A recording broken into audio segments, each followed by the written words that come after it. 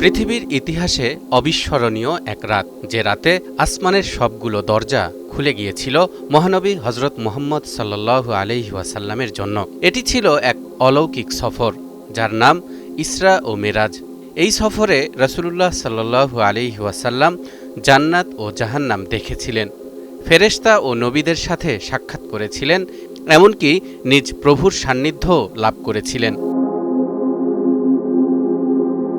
কিন্তু সেই অপূর্ব যাত্রায় এক বিশেষ মুহূর্ত ছিল, যা আজও আমাদের হৃদয়ে শিহরণ জাগায়। মহানবী হজরত মুহাম্মদ সাল্লাল্লাহু আলাইহি ওয়াসাল্লাম যখন জান্নাতে প্রবেশ করলেন, তখন হঠাৎ করেই তার সামনে শুনতে পেলেন কারও পায়ের আওয়াজ। তিনি জিজ্ঞেস করলেন, এটি কার পদধ্বনি আমি জান্নাতে শুনতে পাচ্ছি?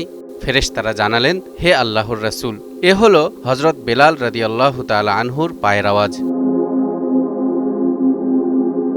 হ্যাঁ, সেই বেলাল, যিনি একসময় মক্কার উত্তপ্ত বালুর উপর কাফেরদের হাতে বন্দী হয়ে সীমাহীন নির্যাতনের শিকার হয়েছিলেন, যিনি বুকের উপর পাথর চাপা অবস্থাতেও মুখে আহাদ আহাদ অর্থাৎ আল্লাহ এক, আল্লাহ অদ্বিতীয়র জিকির করেছিলেন।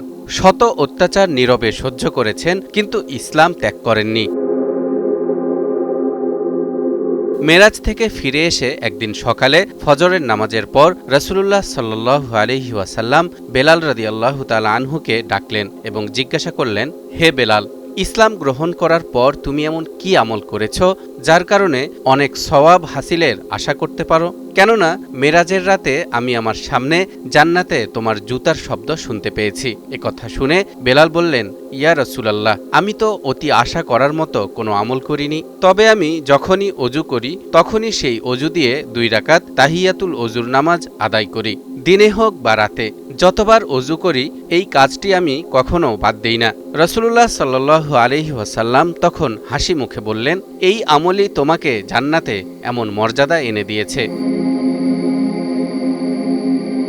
এই হাদিসের আলোকে বোঝা যায়, মুমিন ব্যক্তির অজু ছুটে গেলে পুনরায় অজু করা এবং আজানের পর মসজিদে গিয়ে 2 রাকাত নামাজ আদায়ে অনেক মর্যাদা রয়েছে। এবার চিন্তা করে দেখুন, কত ছোট এবং কত সহজ একটি আমল, কিন্তু হজরত বেলাল রাদিয়াল্লাহু তাআলা আনহুর অন্তরে ছিল পরিপূর্ণ খাঁটি নিয়ত, নিরন্তর স্থায়িত্ব আর আল্লাহর প্রতি গভীর ভালোবাসা।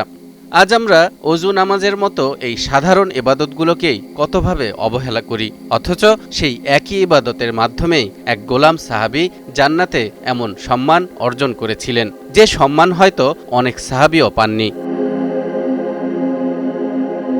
দর্শক, শুধুমাত্র আল্লাহর সন্তুষ্টির জন্য আমরাও যদি প্রতিবার অজুর পর 2 রাকাত করে নামাজ আদায় করি, তাহলে মহান আল্লাহ তাআলা হয়তো আমাদের জন্য বিশেষ কোনো সম্মানের ব্যবস্থা করবেন। কাজেই আমাদের উচিত ছোটখাটো আমলের ব্যাপারেও যত্নবান হওয়া। মহান আল্লাহ তাআলা আমাদেরকে সেই তৌফিক দান করুন, আমিন। তালহা ইবনে রেজা, নিউজ 24।